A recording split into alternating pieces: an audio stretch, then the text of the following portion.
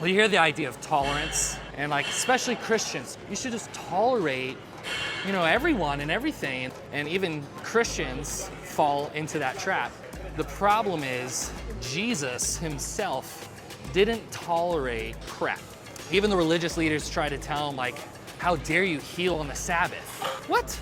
You morons, wouldn't you guys, if your sheep fell into a berm or something, you'd pull the sheep out? Honestly, Christians need to stop tolerating what's going on, because otherwise, religion as we know it and all of your guys' freedoms where you can be tolerant is actually gonna go away. It's like the slippery slope to the end. So yeah, I don't tolerate if people think living with one another outside of marriage is okay.